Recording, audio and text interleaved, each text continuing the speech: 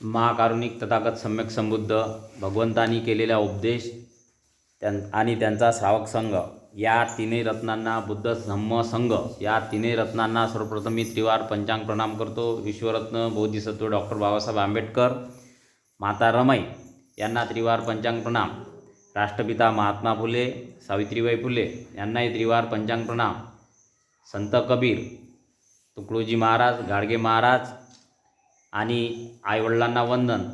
तसेच ज्या ज्या महामानवांनी लोकांचं चांगलं झालं पाहिजे म्हणून आपलं आयुष्य खर्ची केलं, मग ते कोणत्याही जातीपंथ धर्माचे असो, त्या सर्वांना वंदन।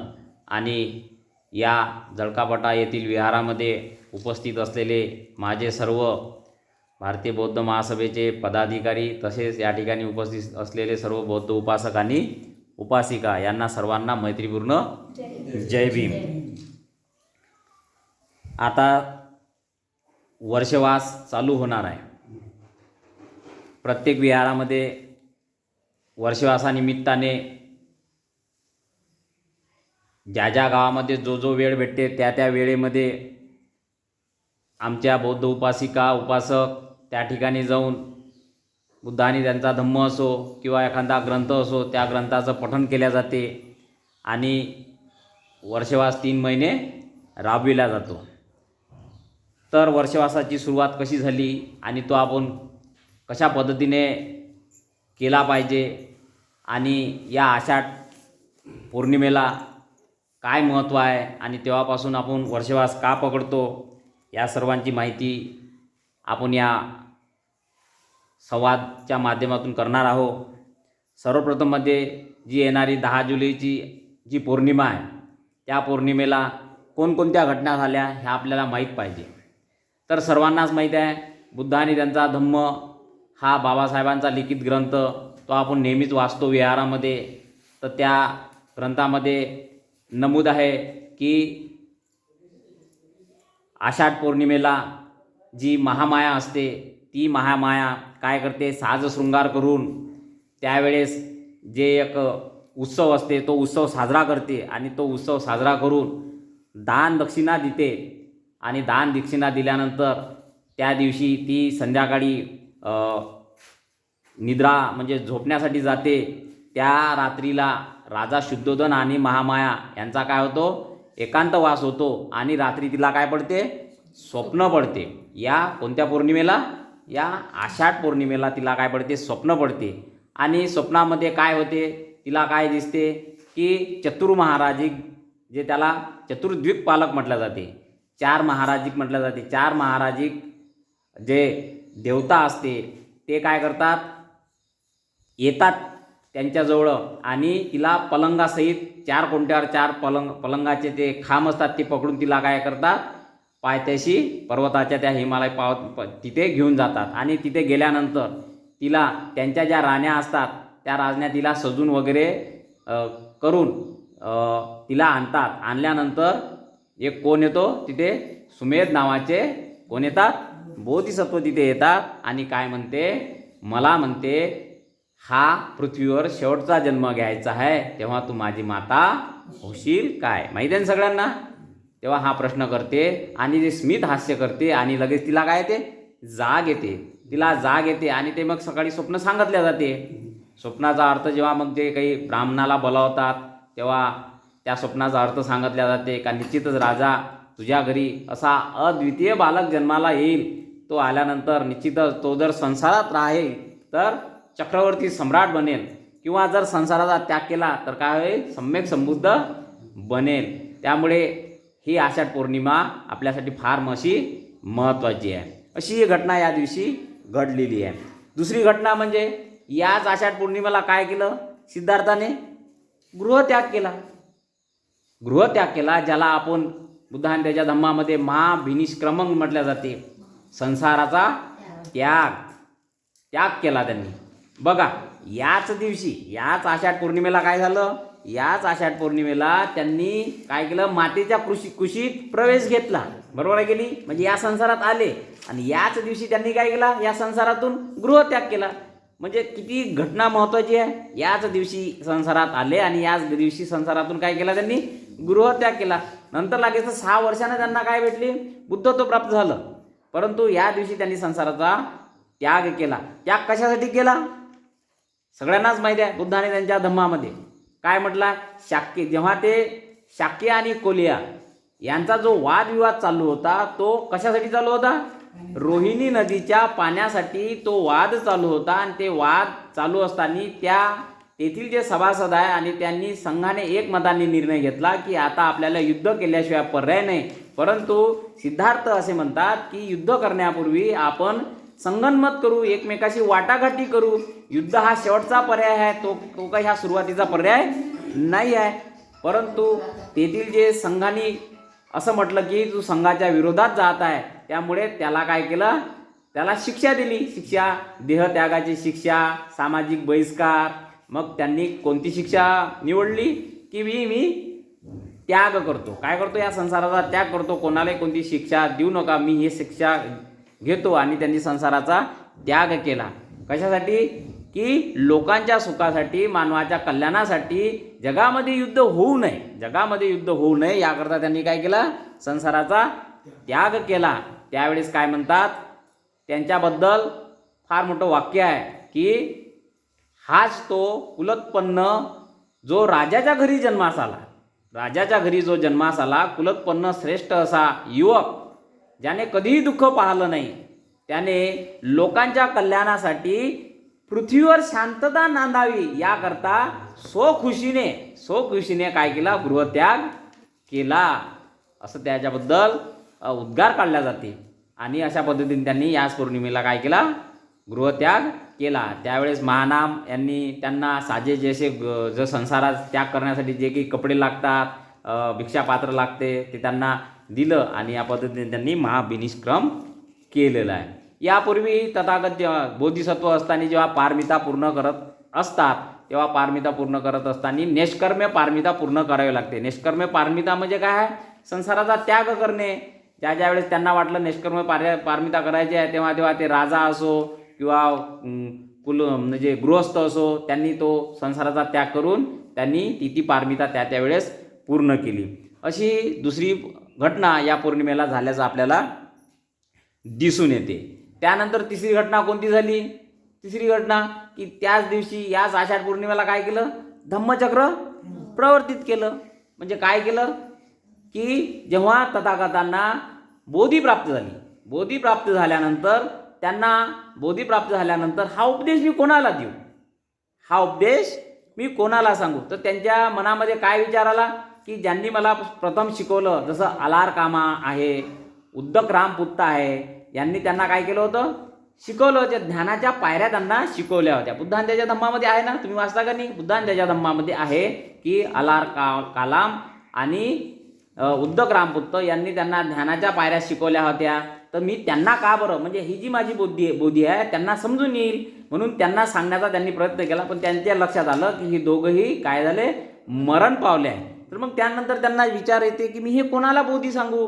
तर मग त्यांच्या डोक्यात येते की अरे, जे 6 वर्षे माझ्यासोबत तपश्चर्या करत होते, जे पंचवर्गीय आहे संन्यास माझ्यासोबत त्यांनी घेतला आणि ते माझ्यासोबत होते, त्यांना मी सांगावं. मग त्यांना पाहिलं तर त्यांना लक्षात आलं की हे सारनाथच्या मृगदाय वनामध्ये ते सध्या आहे. म्हणून तथागत बुद्धत्व प्राप्त झाल्यानंतर कुठं आले, सारनाथ येथे आले. आणि आल्यानंतर याच पौर्णिमेला पंचवर्गीय भिक्षू म्हणजे कोणते, मानाम, अश्वजित, भद्दीय, वप्प आणि कौंडण्य, बरोबर आहे की नाही. असे हे पाच भिक्षूंना सर्वप्रथम धम्मोपदेश दिला. सर्वप्रथम त्यांनी बुद्धत्व कसं प्राप्त झालं त्यांना सगळं इतंभूत समजून सांगितलं. आणि हेच ते 5 पुढं पंचवर्गीय भिक्षू म्हणून उदयास आले. आणि आल्यानंतर त्यांना हा सगळा वृत्तांत त्यांनी समजून सांगितला. आणि त्याला म्हणतात धम्मचक्र प्रवर्तित करणे. म्हणजे पहिले धम्माचा उपदेश त्यांनी सारनाथ येते याच पौर्णिमेला सांगितला. मग हे पौर्णिमा कितीतरी महत्त्वाची आहे, बरोबर आहे की नाही. हे पौर्णिमा हे महत्त्वाची आहे. याच दिवशी धम्मचक्र प्रवर्तित केलं. म्हणजे काय सांगितलं त्यांना, बुद्धान त्याच्या धम्मामध्ये आहे, शील सांगितलं, पारमिता सांगितल्या आणि 4 आर्य सत्य समजून सांगितले की मला जेव्हा तुम्ही मला सोडून गेले होते ना त्यांना, हे 5 संन्यासी सिद्धार्थाला सोडून गेले, त्याच्यानंतर यांना बोधी प्राप्त झाली. मग तुम्ही गेल्यानंतर मला काय काय अनुभूती आली, मी कसा बसलो, बुद्धगयेला कसा बसलो, मला ध्यानधारणा कशी झाली, मला काय अनुभवलो, ह्या सगळ्या गोष्टी त्यांनी समजून सांगितल्या. म्हणून त्याला आपण धम्मचक्र प्रवर्तित असे म्हणतो. ते सुत्त फार मोठं आहे. त्या सुत्तामध्ये सविस्तर अशा गोष्टी, 4 आर्य सत्य, पहिलं दुःख, दुःख समुदाय, दुःख निरोध, दुःख निरोधागामी पटिपदा, आर्य अष्टांगिक मार्ग, असे या सविस्तर त्यामध्ये आलेल्या घटना आहे. या अशा घटना ह्या 3 घडल्या. त्याच्यानंतर काय, वर्षवासाची आपण याच महिन्याला, याच पौर्णिमेला आपण काय करतो, सुरुवात करतो. वर्षवासाची जेव्हा आपण सुरुवात करतो तेव्हा आपण याच पौर्णिमेला करतो. तर त्याबद्दल काय म्हणतात, तर वर्षवासाची सुरुवात कशी झाली, तर जेव्हा तथागतांनी बुद्धत्व प्राप्त झालं, धम्मचक्र प्रवर्तित झालं, त्याच्यानंतर लोकांना धम्मोपदेश करत राहिले, सांगत राहिले. तर त्यावेळेस जेव्हा भिक्षूंचा गण आला, 60 अर्थ भिक्षू जेव्हा तयार झाले, तेव्हा त्यांनी उपदेश दिला की काय म्हणतात, चरक भिक्कवे चारिकं बहुजन हिताय बहुजन सुखाय देसत भिक्कवे धम्म आदि कल्याण मध्य कल्याण पर्योसान कल्याण देसत भिक्कवे. काय म्हणतात, हे भिक्षूंनो, तुम्ही म्हणते माझ्या या धम्माचा काय करा, प्रचार करा, प्रसार करा. कसा माझा धम्म आहे, जो सुरुवातीला कल्याणकारक आहे, मधातही कल्याणकारक आहे आणि अंततः तो काय आहे, कल्याणकारक आहे. अशा माझ्या धम्माचा काय करा, तुम्ही प्रचार आणि प्रसार करा आणि लोकांना अनुकंपा करा. लोकांवर अनुकंपा करून त्यांना लोकांच्या हिताकरता आणि लोकांच्या सुखाकरता हे सांगत राहा. मग भिक्षूंनी काय केलं, सांगायचंच काम केलं. उन्हाळा असो, पावसाळा असो, हिवाळा असो, काय केलं, आपलं चरक भिक्कवे चारिका, ह्या गावातून त्या गावात काय करणे, चारिका करणे, विहार करणे आणि लोकांना सांगणे. मग उन्हाळ्यातही सांगायचे, पावसाळ्यातही सांगायचे, हिवाळ्यातही सांगायचे. मग काय होतं, मग सांगता सांगता काय केलं, लोकांना असं वाटलं, अरे हे श्रमण गौतमाचे जे शिष्य आहे, जे भिक्षू आहे, हे पावसाळ्यातही प्रचार करत आहे, पावसाळ्यात ह्या गावातून त्या गावात चालत आहे. अरे कसे हे भिक्षू, की रस्त्यानं चालता चालता पावसाळ्यामध्ये काय होते, रस्त्यानं चालता चालता काय जीवजंतू येते ना, रस्त्यावर जीवजंतू येते, हे तुडत जात आहे. प्राण्यांचं काय होते, म्हणजे हिंसा होत आहे. दुसरी गोष्ट म्हणजे जे शेतातून चालत आहे, तर जे काही शेतीतलं पीक येते, जेव्हा शेतीतले आपण पेरतो, जेव्हा ते कोंब येते, यांना ते काय नासधूत करत चालत आहे. बाकीचे श्रमण, इतर पंथीयाचे श्रमण जे काही आहे, ते त्यांचा एवढा सुव्याख्यात धम्म नाही, परंतु तथागतांचा धम्म कसा आहे, सुव्याख्यात आहे. चांगल्या पद्धतीने त्यांनी समजून सांगितलं असा धम्म आहे, स्पष्ट करून सांगितलं आहे, अधिक आहे, निर्मळ असा धम्म आहे. आणि या धम्माचे अनुयायी हे पावसाळ्यात जातात, परंतु इतर जे धर्माचे जे अनुयायी आहे ते ह्या पावसाळ्यात जात नाही, तर ते एका ठिकाणी काय करतात, निवास करतात, ते थांबतात. वास्तविक पाहता त्यांचा जो धर्म आहे एवढा काही असा स्पष्ट मत नाही आहे, त्यांचं एवढं काही सुव्याख्यात असा काही धर्म नाही आहे. पण तथागतांचा एवढा सुंदर आणि सुव्याख्यात केलेला धम्म असून सुद्धा हे पावसाळ्यात जातात. ही गोष्ट कोणा ऐकली, लोकांची भिक्षूंनी ऐकली. कोणा ऐकली, भिक्षूंनी ऐकली. तेव्हा भिक्षूंनी काय केलं, भिक्षू संघ तथागतांकडे गेला आणि तथागतांना काय म्हणते की तथागता, आम्ही जेव्हा प्रचार आणि प्रसार करतो तेव्हा लोक असे म्हणतात, जे मी तुम्हाला सांगितलं ते लोक असे म्हणतात. तेव्हा तथागतांनी काय केलं, भिक्षूंनो काय उपदेश देते भिक्षू संघाला, भिक्षूंनो मी तुम्हाला अनुमती देत आहे, कशाची, वर्षवास करण्याची. काय म्हणते, भिक्षूंनो मी तुम्हाला अनुमती देत आहे वर्षवास करण्याची. या आषाढ पौर्णिमेपासून तर अश्विन पौर्णिमेपर्यंत 3 महिन्याचा वर्षवास तुम्ही एका ठिकाणी राहावं आणि एका ठिकाणी राहूनच तुम्ही तो वर्षवास करावा. आणि त्यानंतर मग अश्विन पौर्णिमेनंतर पुन्हा आपलं चरक भिक्कवे चारिक या गावातून त्या गावामध्ये प्रसार प्रचार करत राहावा. मग त्या दिवसापासून मग तो काय ठरला, नियम ठरला. आता नियम किती आहे, भिक्षूंसाठी 227 असे नियम आहे, भिक्षुणीसाठी किती नियम आहे, 311 नियम आहे. हे नियम कसे घडले, का एकादमानं आणले का तथागतांनी, शासनामध्ये, बुद्ध शासनामध्ये एकादमानं नाही आणले. तर जेव्हा एखादी घटना घडली, एखाद्यानं तक्रार केली, भिक्षूंची तक्रार केली, तेव्हा मग तो तिथं नियम घातला. एखाद्याने भिक्षूंची विषयी पाहिलं की हा वागत नाही चांगला, हा शिलाचा पालन करत नाही, मग जेव्हा अशी तक्रार तथागतांजवळ यायची तेव्हा तथागत काय करायचे, नियम घालायचे. असे हे 45 वर्षामध्ये 227 नियम आणि भिक्षुणीसाठी 311 नियम असे आले. आणि ते सगळे कुठे आहे, विनय पिटकामध्ये सगळे आपल्याला ते नियम दिसून येतात. अशा पद्धतीने वर्षवासाची काय झाली, सुरुवात झाली. मग हा वर्षवास कोणासाठी आहे, उपासकांसाठी आहे काय, बौद्ध उपासकांसाठी आहे काय, वर्षवास आपल्यासाठी नाही. तो वर्षवास कोणासाठी आहे, भिक्षूंसाठी आहे. भिक्षूंसाठी आहे आणि तेही उपसंपादित झालेले, जे उपसंपदा ज्यांची झाली, म्हणजे सामनेरासाठी आहे काय नाही आहे, जे भिक्षू उपसंपादित झाले त्या भिक्षूंसाठी हा वर्षवास आहे, त्यांनी करायला पाहिजे. मग जे श्रामणेर आहे, तर श्रामणेर आहे जे उपसंपादित भिक्षू आहे, त्यांच्या मार्गदर्शनासाठी त्यांनी त्यांच्या खाली राहून त्यांनी सुद्धा ते धम्मदेशना ग्रहण केली पाहिजे. त्यांनी जे जे सांगितलं ते त्या श्रामणेरांनी केलं पाहिजे. मग अशा आषाढ पौर्णिमेपासून वर्षवास करण्याची सुरुवात झाली. मग वर्षवास, मग आपण काय केलं पाहिजे?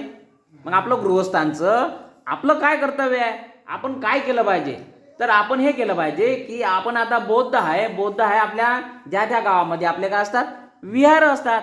तर विहार असतात, तर आपण काय केलं पाहिजे, एखाद्या भिक्षूंना काय केलं पाहिजे, आपण आमंत्रित केलं पाहिजे. आपल्याला जर माहिती आहे एखाद्या भिक्षूला आपण आमंत्रित केलं पाहिजे का, त्यांना वंदामी म्हणते म्हणून तुम्ही आमच्या या वर्षवास तुम्ही आमच्या विहारामध्ये करा, जेणेकरून तुम्ही त्या कालखंडात वर्षवास करा, तर तुमची धम्मदेशना आम्हाला काय भेटेल, ऐकायला भेटेल. बरोबर आहे की नाही? आम्हाला ऐकायला भेटेल, तेव्हा तुम्ही या. पण आपले भिक्षू जे आहे प्रत्येक ठिकाणी जाऊ शकणार काय? आपले भिक्षू जेवढे असेल तिथंच तिथे विहार म्हणजे राहणार. मग बाकी विहारामध्ये काय करायचं आपण? ज्या विहारामध्ये भिक्षू नाही, मग त्या विहारामध्ये काय, मग आपल्याच गावामधील, आपल्याच खेडेगावामधील जो कोणाला धम्म समजत असन, ज्याला कोणाला धम्माचं तत्वज्ञान समजत असन, त्यांच्याकडून काय करायचं, आपण एक त्या विहारामध्ये यायचं आणि धम्माचं काय करायचं, पठण करायचं. त्यांच्याकडून आपण काय करायचं, धम्म समजून घ्यायचा. आणि वेळोवेळी पुन्हा काय करायचं, वेळोवेळी जे काही आपल्या शहरी भागामध्ये किंवा इतरत्र जे प्रचार आणि प्रसार करणारे जे काही यंत्रणेतले लोक असतात, उपासक असतात, ज्यांना धम्म माहीत आहे, त्यांना काय केलं पाहिजे, वेळोवेळी मनामनात काय केलं पाहिजे, बोलावलं पाहिजे. बोलावून काय केलं पाहिजे, त्यांच्या माध्यमातून धम्मदेशना ग्रहण केली पाहिजे. अशा पद्धतीने आपण तो वर्षवास 3 महिन्याचा चांगल्या पद्धतीनं पुण्य संपादन करता येते. आपल्याला एवढी चांगली संधी उपलब्ध होते, बौद्ध उपासकांना पुण्य संपादन करण्याची संधी उपलब्ध होते. कशी होते? तर या वर्षवासाच्या निमित्ताने आपल्याला काय करता येते, उपोषताचं पालन करता येते.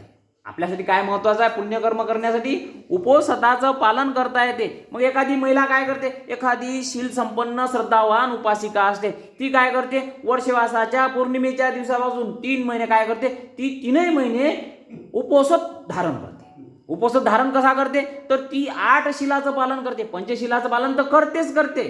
जो व्यक्ती पंचशिलाचं पालन करत असेल, त्रिशरण बुद्ध धम्म संघ या 3 रत्नाला शरण गेलेला, पंचशिलाचं पालन करणारा गृहस्थ हा काय असतो, उपासक असतो. बरोबर आहे की नाही? आणि असा उपासक जेव्हा 8 शिलाचं पालन करतो, कधी, पौर्णिमा, अमावस्या, अष्टमी या महिन्यातून जेव्हा ह्या 4 दिवशी 8 शिलाचं पालन करतो, तेव्हा तो उपोषताचं पालन करतो आणि त्या 8 शिल धारण करतो.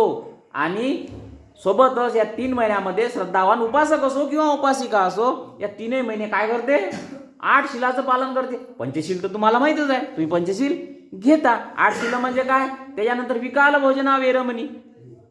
6वं शील कोणतं आहे, विकाल म्हणजे मी 12च्या नंतर, दुपार नंतर मी भोजन करणार नाही. त्याच्यानंतर कोणतं शील आहे, नच गीत वादित विसुक दसन गंध माला अवेलेबल, म्हणजे मी नाच गाणे, सिनेमा, तमाशा हे मी काय करणार, त्या दिवशी पाहणार नाही. तर ती महिला काय करते, 3 महिने हे याचं काटेकोर पालन करते. त्याच्यानंतर काय, महाशयन उच्चाशयन, म्हणजे मी उंच आसनावर किंवा मी झोपणार नाही किंवा बसणार नाही, किंवा झोपताना त्याचे काय असले पाहिजे, उत्तरेकडे. महापरिनिर्वाण, तथागतांचं महापरिनिर्वाण कसं झालं, तथागतांची जर तुम्ही जर इथे कुठे कुशीनगरला जर तुम्ही मूर्ती पाहिली तर कशा अवस्थेत आहे, झोपलेली. उत्तरेकडे तोंड आहे आणि दक्षिणेकडे त्यांचे पाय आहेत. तशा अवस्थेत आपण काय केलं पाहिजे, खाली चटईवर म्हणा किंवा असे एखादी टाकून आपण काय केलं पाहिजे, झोपलं पाहिजे. अशा 8 शिलाचं पालन एखादी उपासक किंवा उपासिका 3 महिने करत राहते, ती महान असं पुण्य कमावते. त्या दिवशी काय करते, असं 3 महिन्याचा जेव्हा हे पारिपालन करते, तेव्हा ती काय करते, स्वतः महान असं पुण्य संपादन करते. पण आपल्याकडून शक्य नाही झालं तर आपण अमावस्या, पौर्णिमा, अष्टमी या दिवशी केलं पाहिजे. आणि दररोज नित्यनियमाने विहारात येऊन काय केलं पाहिजे, आपण धम्मदेशना ग्रहण केली पाहिजे, उपदेश ग्रहण केला पाहिजे. म्हणजे या वर्षवासाच्या निमित्ताने आपण दररोज काम करतो का नाही, दररोज शेतीत जातो, कोणी मजुरी करते, कामाले जाते, हे करत असताना आपल्याला संध्याकाळचं आपण थोडंसं वेळ झाले, सगळे कामं आटपून घेतले का चाललं आपलं विहारात जाऊन आपण ते धम्मदेशना ग्रहण. धम्मदेशना तुम्हाला काय वाटते, धम्मदेशना ग्रहण केल्याने आपल्याला कोणतं पुण्य भेटते? असं नाही. तुम्ही जे धम्मदेशना ग्रहण करता त्याला पुण्य म्हटलं जाते. ते पुण्य संपादित करून राहिले. तुम्ही असं कधी विसरू नका का धम्मदेशना ग्रहण केल्यामुळे मला काय भेटते बा. तर तुम्ही तुमच्या जीवनामध्ये काय करून राहिले, पुण्यकर्माचा संचय वाढवत आहे. दुसरं तिसरं काहीच नाही. नाही तर असं वाटते धम्मदेशना ग्रहण केल्यानं आपल्याला काय भेटते बा, सांगणार आता सांगूनच राहिला आपण, तर नुसतं ऐकून राहिलो. ऐकल्यानं काय भेटते? ऐकल्याने आपण आपल्या जीवनामध्ये पुण्याचा काय करतो, संचय वाढवतो. म्हणून आपण ऐकलं पाहिजे. ज्याला सांगताय ते त्यानं सांगितलं पाहिजे, ज्याला ऐकताय ते त्यानं ऐकलंच पाहिजे. मग एखाद्या व्यक्तीला काय वाटते, मी नेहमीच तर ऐकतो, हे काय वारंवार तेच ऐकायचं आहे बाबा, बरोबर आहे की नाही? असंही कोणाकोणाला वाटते. पण मला सांगा, पहिल्यांदा जो ऐकते तेव्हा त्याला सहसा विश्वास नसते बसत. आपण काय करतो, जेव्हा एखादी नेहमी गोष्ट ऐकतो ती मग आपण मनातच बडबड करतो, त्याचं काय ऐकत नाही. मग शांत राहिल्यानं काय होते, पहिल्यांदा जेव्हा ऐकतो तेव्हा त्याची एवढी श्रद्धा बसत नाही. पण दुसऱ्यांदा तिसऱ्यांदा जेव्हा ऐकत राहतो वारंवार, तेव्हा त्या गोष्टीवर त्याची श्रद्धा बसते. आणि श्रद्धा बसल्यामुळे त्याच्यावर दृढता निर्माण होते. त्याच्यावर दृढता निर्माण झाल्यामुळे पुढं काय करतो, त्याच्यावर तो आचरण करण्याचा प्रयत्न करतो. आता नेहमी जर तुम्हाला सांगितलं चोरी नका करू, हे नेहमी ऐकल्यानंतर तुम्हाला असं वाटतं खरंच हा माणूस सांगते ते बरोबर आहे गड्या. पहिल्यांदा म्हणा ना याले काय, पण नेहमी याच्यामध्ये काहीतरी अर्थ आहे. चोरी नका करू म्हणते, मग आपण काय करतो, त्याचं आचरण करण्याचा प्रयत्न करतो. अरे नाही, ज्या अर्थी तो वारंवार सांगते त्या अर्थी काय आहे, त्याच्यामध्ये काहीतरी खरं आहे. त्याच्यानंतर आपण आचरण करण्याचा प्रयत्न करतो. म्हणजे काय, दृढता निर्माण झाली का नाही. म्हणजे मग आपण संकल्प करतो, नाही बा मी आता याच्यानंतर चोरी करणार नाही बा मी आता याच्यानंतर हिंसा करणार नाही. हे कधी होईल? वारंवार ती गोष्ट धम्मोपदेश ऐकल्यानं ती गोष्ट आपल्याला करू शकतो. म्हणून आपण ती नेहमी काय केली पाहिजे, धम्मोपदेश केलाच पाहिजे. कारण की तृष्णा अशी आहे, कधी वर येईल आणि कधी अकुशल कर्म, वाईट कर्म कधी करायला लावून हे सांगता येते काय? कधी सांगता नाही. म्हणून आपल्याला काय करते, तुम्ही शेतात जाता, अरे तृण गवत आपाप निघते ना, बरोबर आहे की नाही? तुम्ही बिया लावायला गेल्या तर त्याला कोण नाही म्हटलं बिया आपाप कोण नाही निघत. सरकी लावायला गेले, सोयाबीन लावायला गेले, ते आपाप निघते काय? गवत आपाप निघते. तसंच आहे, तृष्णा, राग, द्वेष, मोह हे आपाप उत्पन्न होते. याला काही सांगा नाही लागत, याला काही शिक्षण द्या नाही लागत.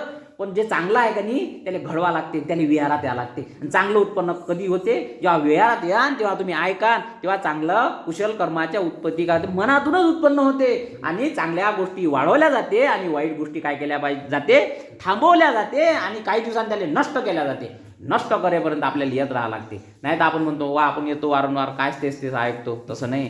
ते ऐकल्यानं आपली दृढता निर्माण होते. म्हणजे काय करता जीवनात, पुण्यकर्माचा संचय तुम्ही काय करता जीवनामध्ये साठवता. हे उपसताच्या आपण कालावधीत, वर्षाच्या कालावधीत आपण केलं पाहिजे. मग आपण आणखी काय केलं पाहिजे, तर आणखी आपण असं केलं पाहिजे का, या दिवसापासून आपण काय केलं पाहिजे, श्रद्धावान होऊन बुद्ध धम्म संघाप्रती, बाबासाहेबाप्रती श्रद्धावान होऊन एखाद्या महिलेनं, एखाद्या पुरुषानं सकाळी उठून मस्त काय केली पाहिजे, घरी वंदना केली पाहिजे. त्रिशरण पंचशील ग्रहण केलं पाहिजे. किंवा उपसत करत असेल तर 8 शिलाचं धारण केलं पाहिजे. आणि बुद्धाची पूजा केली पाहिजे. बुद्धाची पूजा केली पाहिजे, बुद्धाची वंदना केली पाहिजे, धम्माची वंदना केली पाहिजे, संघाची वंदना केली पाहिजे. आणि त्यांच्या गुणाचं आपण काय केलं पाहिजे, त्या दिवसापासून स्मरण केलं पाहिजे. हे जर आपण महान कार्य केलं तर महान असं पुण्य संपादन करतो. कसं करतो, बुद्धाचे 9 गुण. बुद्धाचे 9 गुण काय आपण वंदनेमध्ये म्हणतो, सो भगवा अरहं सम्मा संबुद्धो विद्याचरण संपन्नो सुगतो लोकविदू अनुत्तरो पुरीस धम्म सारथी सस्ता देव मनुष्यानं बुद्ध भगवाती. काय म्हटलं आपण, भगवंताले काय म्हणतं, हे भगवा तुम्ही सम्यक संबुद्ध आहे. विद्या म्हणजे विद्येने परिपूर्ण आहे, आचरणाने परिपूर्ण आहे. विद्याचरण संपन्न सुगतो सुगतीले गेलेले आहे.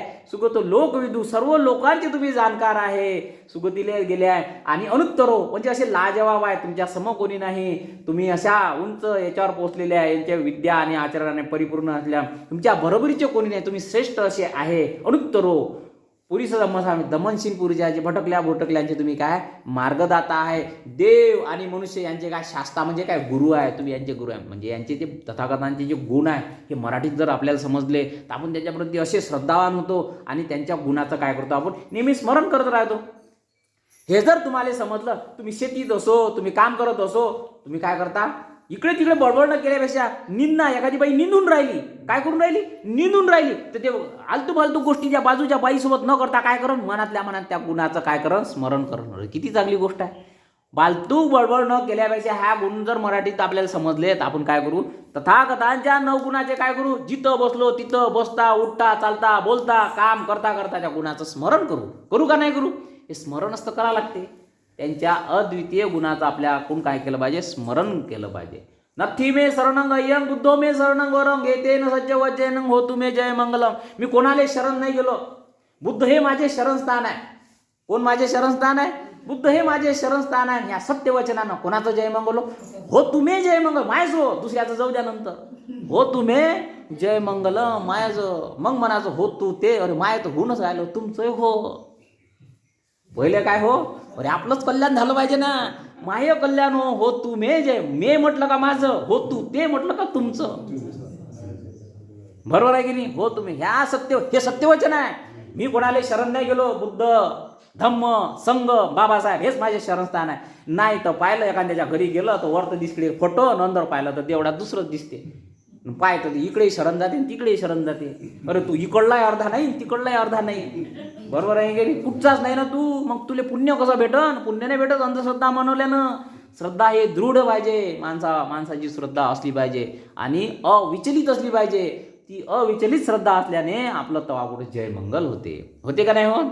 तसंच धम्माप्रती, धम्म हे माझे शरणस्थान आहे, त्याच प्रती मी शरण केलं आहे. बरोबर आहे की संघ हे माझे शरणस्थान आहे, बाबासाहेब हे माझे शरणस्थान आहे. त्यांनी सांगितलेलं हर शब्द मला मान्य आहे, त्यांनी जे सांगितलं तेच मी कार्य करणार, अशी आपली दृढता निर्माण होते. अशा 9 गुणाच्या तथागतांच्या काय केलं पाहिजे, 3 महिने आपण काय केलं पाहिजे, श्रद्धावान होऊन गुणाचं स्मरण केलं पाहिजे. तसं धम्माचं, तसंच आपण काय केलं पाहिजे, धम्माचं आपण काय केलं पाहिजे, गुणाचे स्मरण केलं पाहिजे. काय केलं पाहिजे, आपण म्हणतो ना स्वाखातो भगवता, याच्यातच आहे, आपल्याला समजत नाही. जेव्हा आपण वंदना म्हणतो त्याच्यात एवढे मोठे घन असे अर्थ दडलेले आहे. स्वाखातो भगवता धम्मो संदिष्टिको अकालिको यही पसिको ओपनायको पचतंग वेदित बो युती.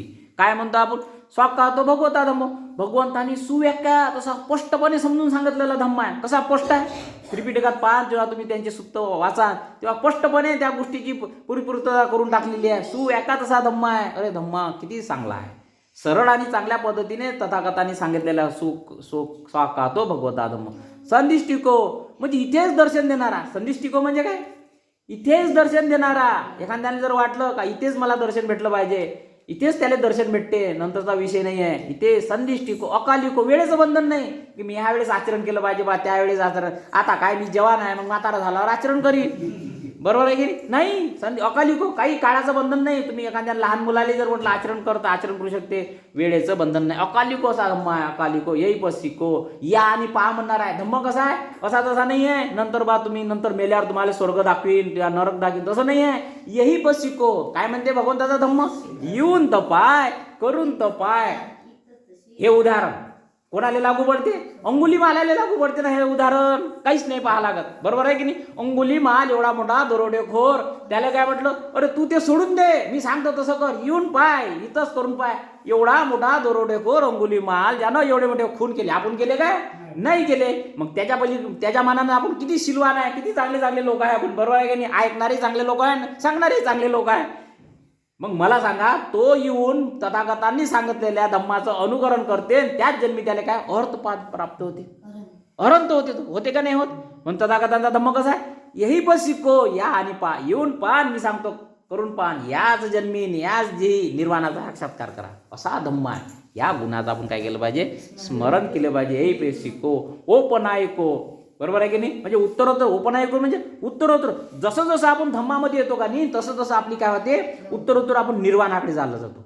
कसा धम्म आहे, जसं जसं धम्माचं आचरण करतो तसं तसं आपण काय करतो, निर्वाण सुखाच्या तिकडेच जात राहतो. एखादं शिलाचं पालन करतो, मग प्रज्ञा समजून येते, मग समाधी समजून येते, मग शील कसं आहे, ते कसं आहे, त्याचं आचरण केलं पाहिजे, त्याच्यामध्ये दृढता होते. मग त्या ओपन आहे कसा धम्म आहे. पच्चतंग वेदितो, किती काही विद्वान माणूस असा कसा आहे असं त्याला समजता येत असा धम्म आहे. अशा 6 गुणाचे आपण काय करतो, स्मरण करतो. तर ह्या दिवशी पौर्णिमेला, अमावास्याला, अष्टमीला अशा बुद्धाची वंदना करून याचं आपण स्मरण केलं पाहिजे आणि आचरण केलं पाहिजे. तर या संघाच्या 9 गुणाचं आपण स्मरण केलं पाहिजे. कसं केलं, सुपटिपन्नो भगवतो सावक संगो, उजीपटिपन्नो भगवतो सावक संगो, याईपटिपन्नो भगवतो सावक संगो, सामीचीपटिपन्नो भगवतो सावक संगो.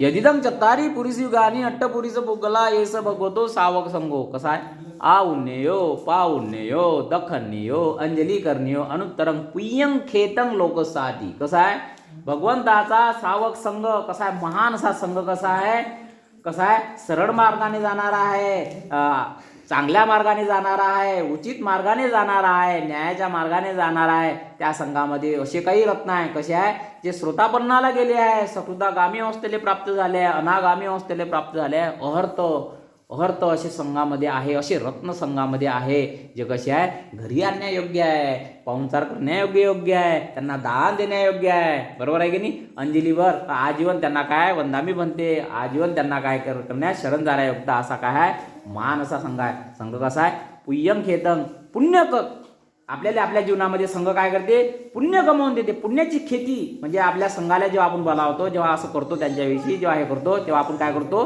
पुण्याचं बीज पेरतो. तुम्ही शेतीत गेले तर कोणतं बीज पेरलं धान्य पेरलं. पण तुम्ही जेव्हा दान देता, जेव्हा त्यांना आमंत्रित करता, जेव्हा संघांप्रती जेव्हा असं करता तेव्हा काय करतो आपण काय करतो आपल्या जीवनामध्ये पुण्याचं बीज पेरतो. आणि पुण्याचं जसं आम्हाला सांगा तुम्ही शेतीत बीज पेरलं त्याचं पीक येईल का नाही. एक तुरीचा दाणा पेरल्यानंतर अनेक तुरीचे दाणे येते ना, तसेच पुण्याचं बीज पेरल्यानंतर अनेक त्याच्यापासून पुण्य किती भेटन हे सांगता येत नाही. त्याची किंमत नाही करता येत का लाख रुपये आहे की करोडो आहे की अब्ज आहे, त्याची गणना करता नाही येत. एवढं असं महान असं पुण्य भेटते. आणि त्या महान पुण्याच्या फळाचा विपाक जेव्हा येतो ना तेव्हा तो एवढा माणूस सुखी, या जगात जेवढा काही तुम्हाला लोक सुखी दिसत असेल ना त्याच्यापेक्षा काही पटीनं तो सुखी बनतो, आनंदी बनतो, तो शरीराने चांगला बनतो, मनाने चांगला बनतो. अशा महान वर्षवासाच्या निमित्ताने आपण जर या गोष्टीचं चांगलं आचरण केलं आणि धम्मदेशना ग्रहण करत राहिली तर महान पुण्य आपल्याला प्राप्त करून घेता येते. अशा वर्षवासाच्या निमित्तानं आपण या गोष्टी केल्या पाहिजे. बरोबर आहे की नाही. तर तुम्ही करत राहा. शेवटी तुम्हाला एक गोष्ट सांगतो की आपण ज्या गोष्टीकडे दुर्लक्ष करतो आणि ज्या गोष्टी आपण करतो त्या गोष्टी आपल्या नाही आहे, आणि ज्याच्याकडे दुर्लक्ष करतो ती गोष्ट शेवटी आपल्याला साथ देते. म्हणून ऐकून घ्या. काय एका राजाला काय असते 4 राण्या असते. एका राजाला 4 राण्या असते. तो पहिल्या राणीले का नाही एवढी काळजी घेतो, त्या पहिल्या राणीची खूप काळजी घेत राहतो. आणि दुसरी राणीची काय करतो, दुसऱ्या राणीला तो नेहमी सोबत घेऊन फिरवत राहतो. आणि तिसऱ्या राणीला काय करतो नेहमी तिचा उपयोग करून घेतो, सोबत घेऊन राहते तिला. आणि चौथ्या राणीकडे काय करते दुर्लक्ष करून टाकते, त्या बिचारीले दुर्लक्ष करून जाते. मग हा कालांतरानं काय होऊन जाते म्हातारा होऊन जाते आणि मरणासन्न अवस्थेत येऊन जाते. मग त्याला असं वाटते आपण ज्या राण्याची काळजी घेतली त्याला विचारलं पाहिजे का तुम्ही माझ्यासोबत येता. आता बा मी मरून राहिलो. मग काय म्हणते तो पहिल्या राणीले बोलावते. आता मी म्हणते मरतो म्हणते, मी म्हणते तुझी फार काळजी घेतली म्हणते, तू माझ्यासोबत येशील काय म्हणते. ते का राणी काय म्हणते तुम्ही ज्या दिवशी मेले त्या दिवशी मी तुम्हाला सोडून चालली म्हणते. त्याला असं वाटते जिची मी काळजी घेतली ती राणी मला सोडून चालली, त्याला दुःख नाही होणार काय. दुसरी राणी काय म्हणते, मग दुसऱ्या राणी त्याला वाटलं आता हेर जाऊ द्या, दुसरी राणी तरी मायामतान ऐकन. मग ते काय म्हणते तुम्ही ज्या दिवशी मराल त्या दिवशी मी फक्त तुमच्या मशानभूमीपर्यंत येईन म्हणते, तिथून तुम्हाला सोडून देईन म्हणते. त्याला असं वाटतं हे काही माहीत नाही बा. मग तिसऱ्या राणीजवळ जाते, तिला तोच प्रश्न करते, जाऊ द्या आता तिसऱ्या राणीला आपण काही विचारलं पाहिजे. मग तिसऱ्या राणीला काय म्हणते मी आता मरणार आहे म्हणते, तेव्हा तू माझ्यासोबत येशील काय म्हणते. तुम्ही मेल्यानंतर ती राणी काय म्हणते तिचं उत्तर अजबच असते.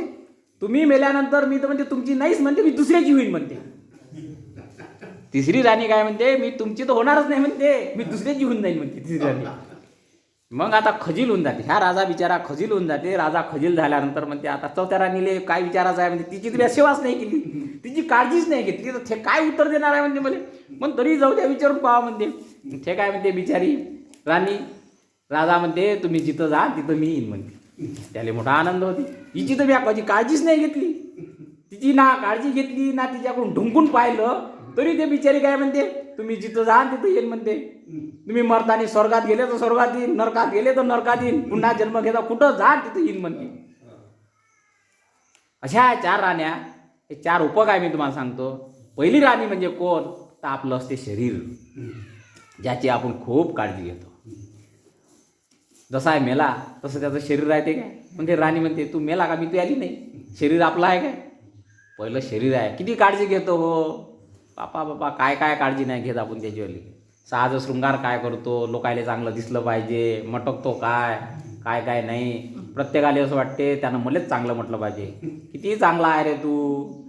एखाद्या बाईले साडी घातली तर तिला वाटते मलाच चांगली म्हटली पाहिजे, आज कशी साडीचा म्हणजे येते काय. पहिली राणी काय, आपलं शरीर मेला का चाललं. दुसरं काय ते म्हणजे मशानभूमी. नातेवाईक आपल्या मशानभूमीपर्यंत येते. कुठपर्यंत येते, मशानभूमी. आपली बायको, आपली पत्नी, आपलं लेकरू, नातेवाईक कुठपर्यंत येते, मशानभूमीपर्यंत. मग ते काय म्हणते, मी फक्त मशानभूमीपर्यंत सोबती आहे म्हणते. मग तुम्हाला कुठं जायचं जा बाबा म्हणते. हे दुसरी राणी. तिसरी राणी कोणती आपली, संपत्ती. मग ते काय म्हणते, जसा ह्या मेला तशी संपत्ती दुसऱ्याची झाली, याची झाली काय. म्हणजे जे तुम्ही कमावता, पहा बरं, आपण जे आयुष्यभर जे कमावतो ते आपलं नाही आहे. ज्याले आपण माझं म्हणतो ते मेल्यानंतर आपलं नाही आहे आणि त्याच्याच मागं धावतो. ते नाही आहे ना आपली खरी संपत्ती आहे का आपली. मेल्यावर ती काय म्हणते, मी तुमची तर नाहीच, तर दुसऱ्याची कोणाची येऊन जाते, वारसाची येऊन जाते, जे आपलं नाही आहे किंवा ज्याची व्हायची त्याची होऊन जाते संपत्ती, दुसऱ्याच्या नावाने चढून जाते लगेच. आपली आहे काय. मग चौथं काय, चौथी राणी म्हणजे आपली आहे कर्म, ज्याच्यावर आपण कधीच लक्ष नाही देत. चौथी राणी आपली कर्म आहे का, ज्याच्यावर आपण कधी लक्ष देत नाही. मग त्याला असं वाटते, अरे आपण आपल्या शेवटी कर्मावर जर लक्ष दिलं असतं, चांगले कर्म केले असते, मग आता पश्चाताप करून काय फायदा. शेवटी मरतो किंवा म्हातारा होतो तेव्हा आपण चांगले कर्म करत नाही.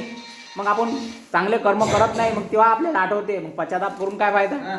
मग ते आपले कर्म आपल्यासोबत येतात.